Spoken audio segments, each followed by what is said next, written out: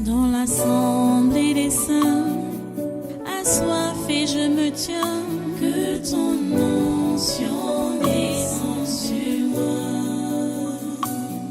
Conscient que mon destin est dans le creux de ta main, que ton onction descende sur moi. Je suis disposé, assoiffé, que ton onction descende sur moi. Je suis disposé, assoiffé,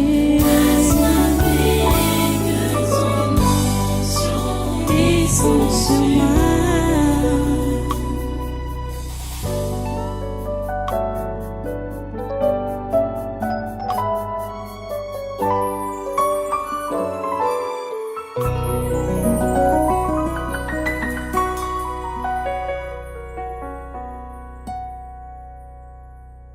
Alléluia, merci Jésus.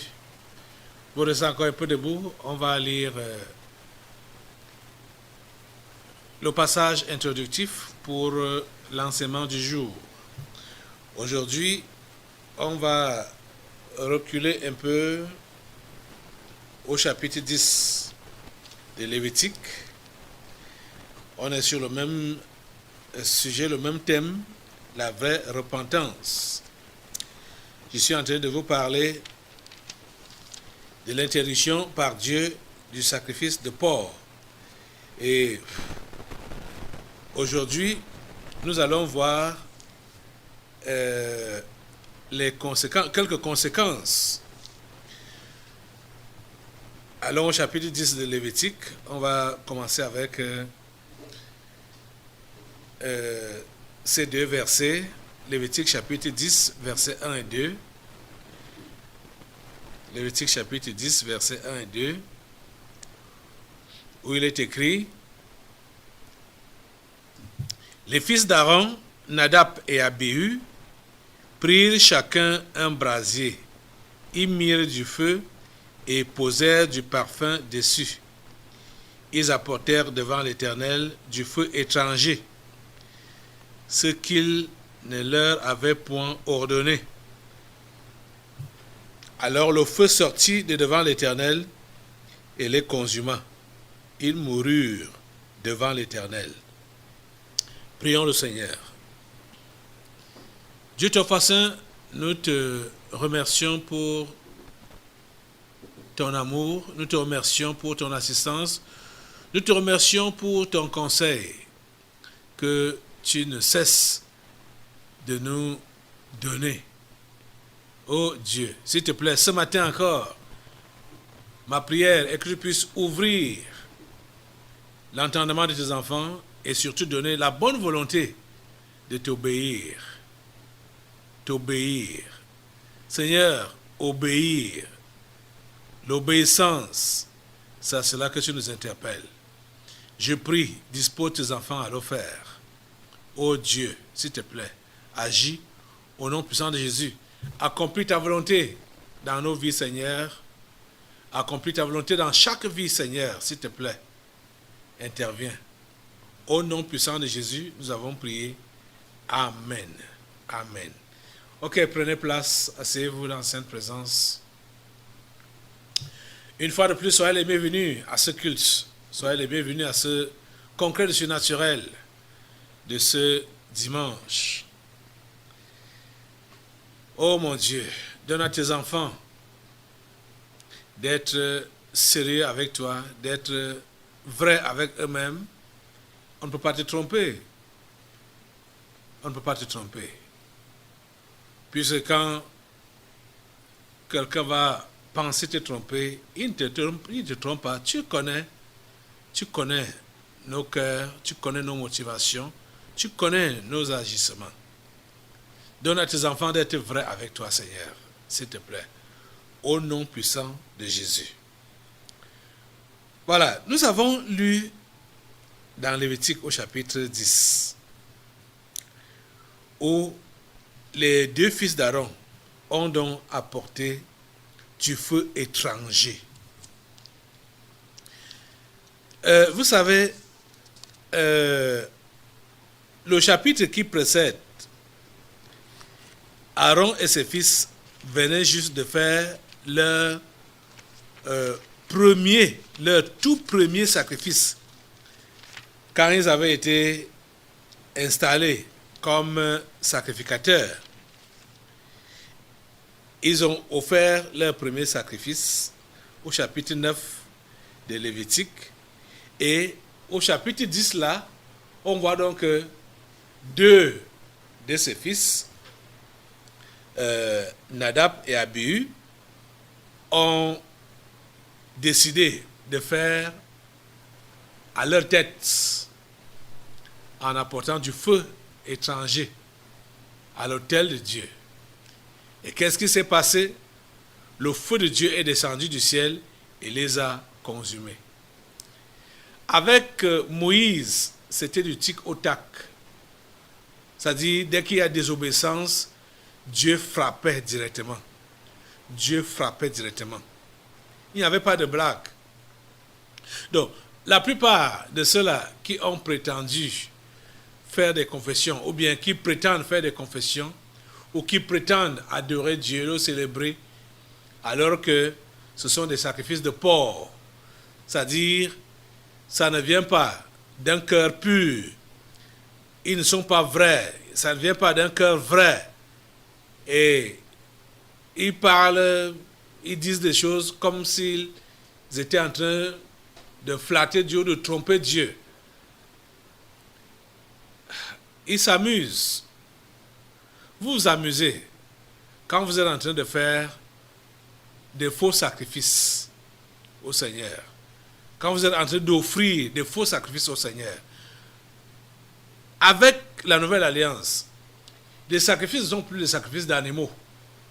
On n'allume plus le feu physique, comme on a vu ici, au chapitre 10 de Lévitique. C'est spirituel que ça se passe. C'est spirituellement que les choses se passent. Et au niveau de la nouvelle alliance, beaucoup de gens se trompent. Beaucoup de gens se trompent. C'est-à-dire, ils pensent que comme Dieu n'a pas agi, ils sont dans le faux. Ils ont trompé Dieu, ils ont menti. Et j'ai pitié, j'ai beaucoup pitié de ceux qui viennent ici au tabernacle de la liberté. Comme ils savent que les esprits, Dieu utilise les esprits pour révéler des choses, révéler les vies sales, révéler des situations sales ou compliquées dans les vies. Et eux, ils sont là en train de vivre correctement dans le péché. Ils peuvent même commettre ce péché-là avec les gens qui sont souvent utilisés dans les délivrances prophétiques. Hein? Et les jours viennent, les jours passent, rien n'est dévoilé, rien n'est révélé. Et ils se disent que voilà, ils ont échappé. Vous vous trompez. Vous vous trompez. Et beaucoup sont comme ça. Ils vivent correctement dans le péché. Et ils attendent seulement que, bon, comme ça ne se dévoile pas, comme ils prétendent que ça ne se dévoile pas, ou bien quand on les interpelle, on parle d'une manière qu'ils ne comprennent pas. Par exemple, comme celui qu'on a chassé tout récemment là, à Djogoti, c'est à Djogotieri. Hein. Il était toujours interpellé et on lui disait toujours qu'il est païen. Il est dans le monde. Donc, lui, il pouvait donc se calmer la conscience en disant que bon, ils n'ont pas vu comment j'ai commis la fornication. Ils n'ont pas vu, ils ne voient pas ma vie sale, ma vie de fornication. Or, tout était dit, puisque un mondain, c'est qui? Un mondain, il n'a rien à faire avec Dieu. Un mondain ment normalement. Un mondain fornique normalement. Un mondain vole normalement. Donc, quand on va t'interpeller, on dit que tu es mondain.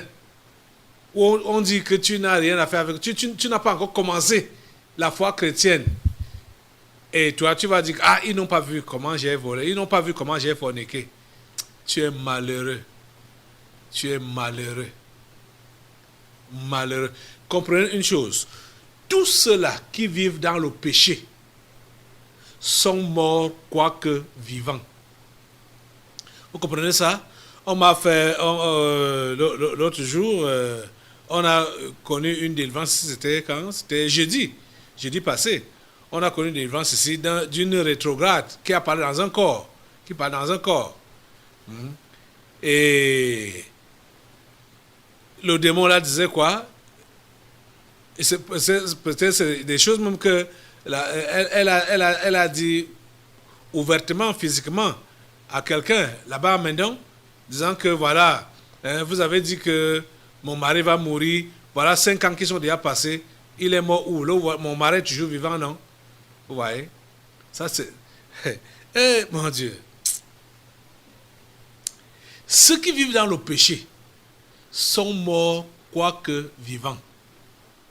Et quand l'esprit de mort intervient pour interpeller quelqu'un, il ne s'agit pas de la mort physique nécessairement, parce que la mort physique n'est pas une mort pour le croyant, donc pour celui qui est l'ami de Dieu.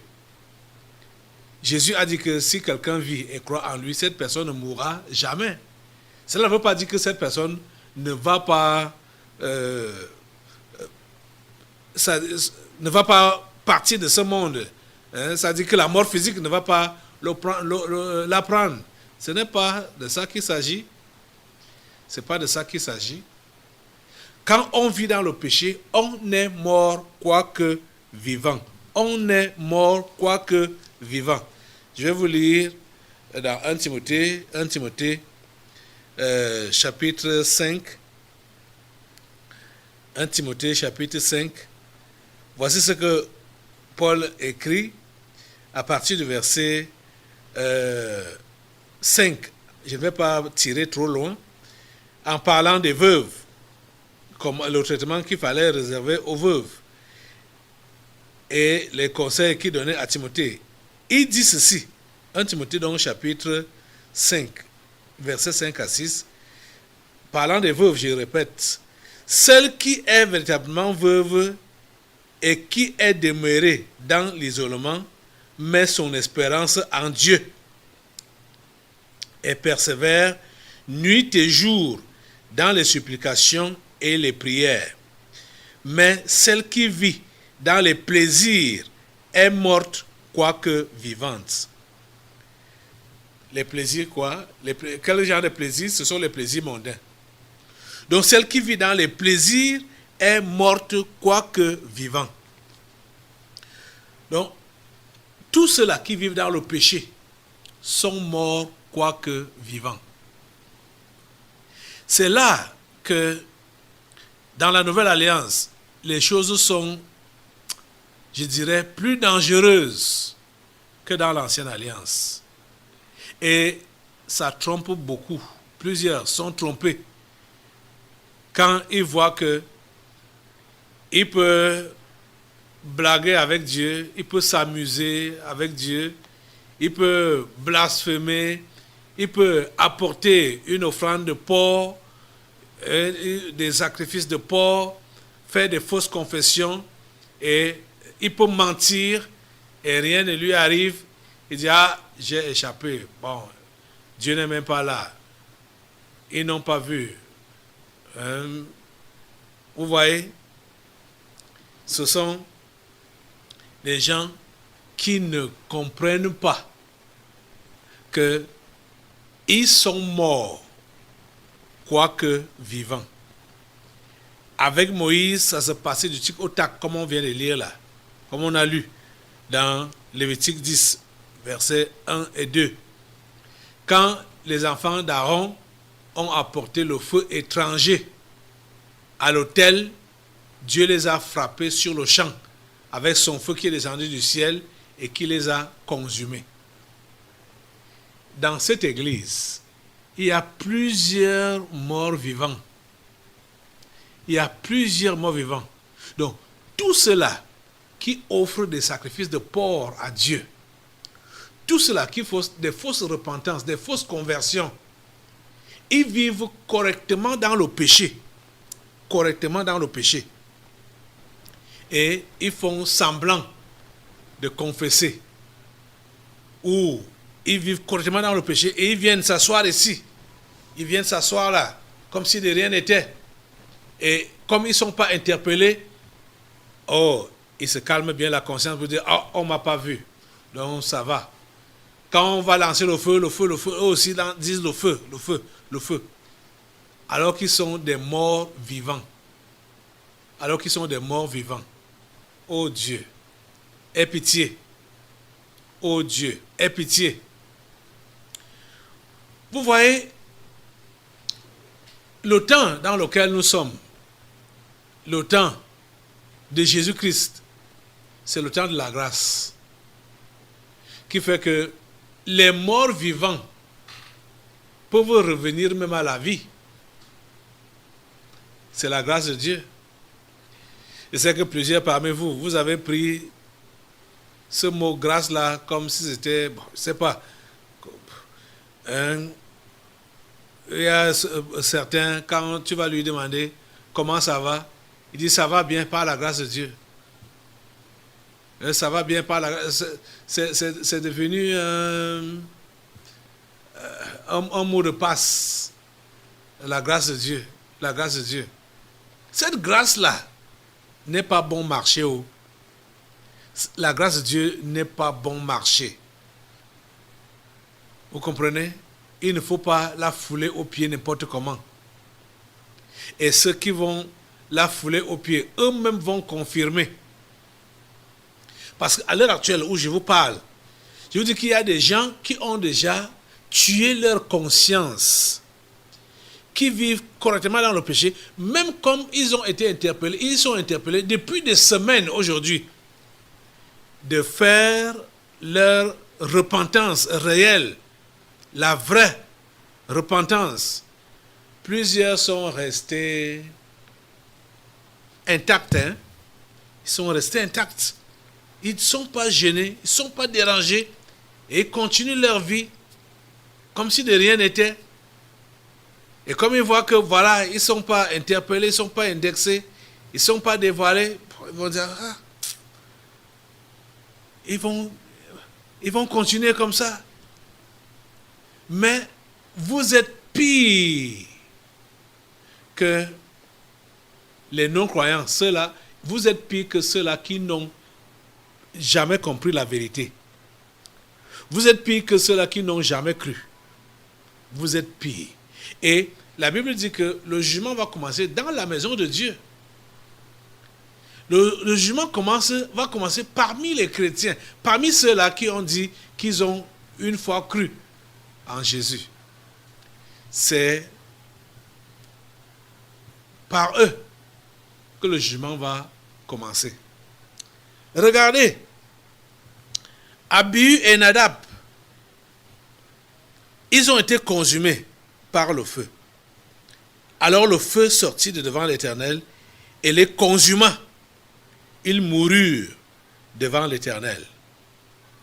Et pendant directement, Moïse a dit à Aaron que tu ne fais pas le deuil.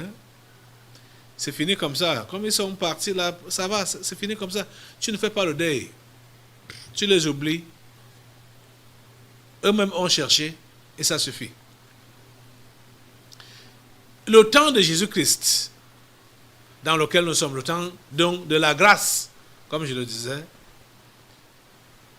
montre réellement que Dieu est miséricordieux. Parce qu'en ce temps-ci, ceux qui s'amusent, comme Abihu et Nadab se sont amusés, ceux qui s'amusent avec Dieu, ils peuvent encore trouver grâce devant Dieu. Tu peux encore trouver grâce devant Dieu. Ce message que je vous annonce ce matin, c'est un message de grâce, un message de miséricorde. Que toi, qui as longtemps pensé que tu as échappé à Dieu, tu as échappé à l'Esprit de Dieu, et tu vis peinard dans le péché, tu ne veux pas te confesser, tu continues à offrir des sacrifices désagréables à Dieu, des sacrifices de porc, parce que tu n'es pas vrai dans tes confessions, ton cœur est sale et tu dis que tu pries Dieu, tu dis que tu l'adores, tu dis que tu le glorifies, tu le loues, alors que ce sont des abominations que tu es en train de déverser à son autel et tu n'es pas frappé. Et aujourd'hui encore même, te voilà qui est interpellé à te ressaisir. C'est la grâce de Dieu qui t'interpelle.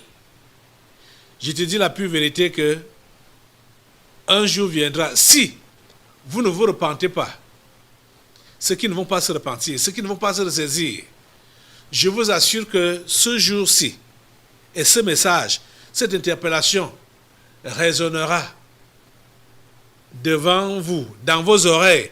Vous allez encore me voir à l'écran, comme vous me voyez maintenant là. Vous allez entendre cette interpellation et votre condamnation. Vous-même, vous allez confirmer que vous méritez la condamnation. Il y a plusieurs qui font des confessions. Je ne sais pas. Je ne sais pas à quoi ils pensent. Je ne sais pas ce qui se passe vraiment en eux. Il y a particulièrement un petit là. Si c'est Wilfried Frank. Ce garçon, je ne sais pas, je me demande, je dis, mais il est normal vraiment dans sa tête là, ou c'est comment avec lui? Je ne pense pas qu'il est converti. Je ne pense pas qu'il est converti. Parce que s'il était converti, il n'allait pas avoir ce genre de comportement. Il n'allait pas faire ce qu'il fait là. Lui pense qu'il est en train de se confesser. Or, il est en train de déranger. Parce que un païen a besoin de naître de nouveau. Bien sûr, en regrettant le mal qu'il a eu à faire devant Dieu. Mais l'histoire de confession ne doit pas devenir un jeu, un amusement. Où on dit, c'est-à-dire on commet le péché volontairement et on dit, voilà, Seigneur, pardonne, j'ai commis encore le péché, lave-moi dans le sang de Jésus. Et on reprend, quelque temps après, on reprend, même chose. Ça devient de la blague. Ça devient un mauvais jeu. C'est-à-dire, c'est un très mauvais jeu devant Dieu. Et c'est ce que ce petit garçon est en train de faire. Parce que l'autre jour, on m'a fait le rapport que il est allé à Mendon. On a demandé que ceux qui doivent aller là-bas, il faut qu'ils aient leur carte d'identité. Il n'a pas de carte d'identité. Il part, il dit qu'il a prié. Vraiment. Eh, mon Dieu, ça c'est tenter Dieu. Hein? Ça c'est se moquer. Ça c'est même la moquerie. Hein? Se moquer de Dieu. Hein? Il dit qu'il a prié. Il a prié. Ouais. On te dit, tu n'as pas de carte d'identité, ne sors pas. Hein? Reste jusqu'à ce que tu aies fait ta carte. Et il n'a ni carte scolaire, ni carte d'identité officielle. C'est vrai que c'est un élève. Il n'a pas fréquenté cette année, mais il n'a pas de carte d'identité scolaire. Donc pour prouver qu'il est élève. Et on voit son gabarit, on va l'interpeller. Il va se justifier comment? Il va montrer quoi? Comme carte. Et lui dit qu'il a prié. Et c'est comme ça donc qu'il fait dans ses confessions des histoires bizarres. Jeudi passé, il raconte qu'il est en train d'évangéliser une fille. Et l'invite même à l'église. Ce jeudi-là, avant de venir à l'église, en disant qu'il évangélise la fille, en même temps, il veut violer la fille. Je ne sais pas vraiment si ton séjour ici est encore pour longtemps. Hein? Si c'est Frank Wilfried là, je ne sais pas si ton séjour ici est encore pour longtemps. Hein? Parce que ce genre de comportement-là, ça ne donne pas. Ça ne donne pas. Ça, c'est se moquer de Dieu. Ah, c'est vraiment se moquer de Dieu. Tu comprends ça? On ne se moque pas de Dieu, la Bible dit. On ne se moque pas de Dieu. Ce qu'un homme aura sémé, il le moissonnera aussi. On ne se moque pas de Dieu. Avec Moïse, on voit que Dieu frappait directement ceux qui voulaient s'amuser, ceux qui voulaient le tenter. Il frappait directement. Aujourd'hui, ça ne se passe pas comme ça. Il ne frappe pas directement. Mais plusieurs ont déjà été frappés et les carcasses marchent dehors comme si de rien n'était. Ils sont donc des morts vivants.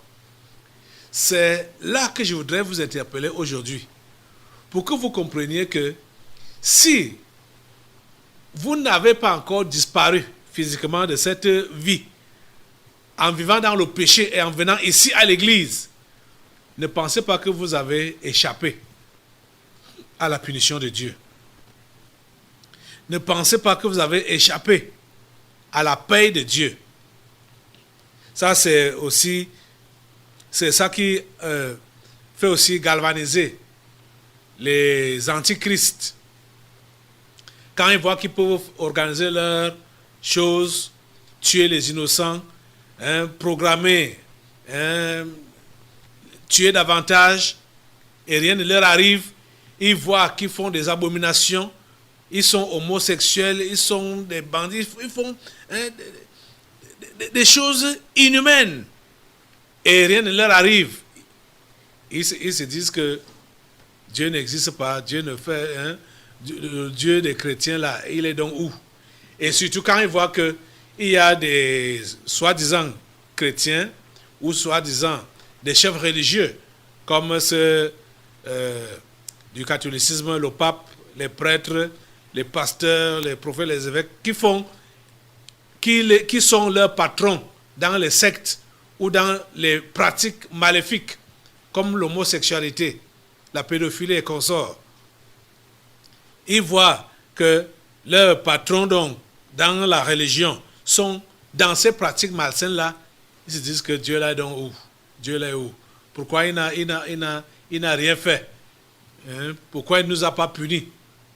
Pourquoi nous sommes toujours là? Vous voyez? Mais comprenez une chose. C'est à vous les simples que je parle. C'est vous les simples que j'interpelle. Parce que quand vous allez voir les gens comme le pape ou comme ces dirigeants du monde là, qui volontairement sont engagés dans le mal et ils savent qu'ils font le mal et rien ne leur arrive, ce sont des condamnés à mort. Ce sont des anges déchus. Vous comprenez? Ce sont des anges déchus. Leur condamnation a déjà été prononcée depuis. Donc, ils ne peuvent pas changer. Ils connaissent leur sort. Ils ont juste pris des carcasses humaines pour faire ce travail qu'ils sont en train de faire là. Ce ne sont pas des humains. C'est ça que vous devez comprendre. Ce ne sont pas des humains. Et ils sont là pour motiver, pour encourager les simples dans les mauvais comportements, dans les mauvaises habitudes. De façon, quand les simples vont donc voir comment eux, ils sont engagés dans les mauvaises habitudes, dans les mauvais comportements, ils vont les imiter, croyant que ce sont des humains. Ce ne sont pas des humains. Ce ne sont pas des humains. Écoutez, je vais vous lire. Allons dans le livre de Jude. Jude, c'est juste un peu avant Apocalypse. Jude, le livre de Jude, c'est un seul chapitre. C'est pourquoi je dis seulement Jude. C'est un seul chapitre qui a 25 versets. Ok. Jude dit ceci. À partir du verset 12.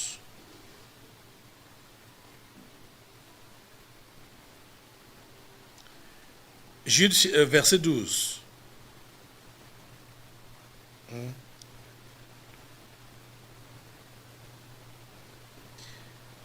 Ce sont des écueils dans vos agapes, faisant impudemment. Je vais commencer un peu plus haut. Jude, c'est Jude, hein? Allons au verset 3. Verset 3 et verset 4. Surtout verset 4. Mais je vais quand même commencer par l'introduction pour vous faire comprendre ça clairement. Bien-aimés, comme je désirais vivement vous écrire au sujet de notre salut commun, je me suis senti obligé de le faire afin de vous exhorter à combattre pour la foi qui a été transmise aux saints une fois pour toutes. Nous devons combattre pour la foi. Verset 4. Car il s'est glissé parmi vous certains hommes dont la condamnation est écrite depuis longtemps, des impies qui changent la grâce de notre Dieu en dissolution et qui renient notre seul Maître et Seigneur Jésus-Christ. Vous comprenez?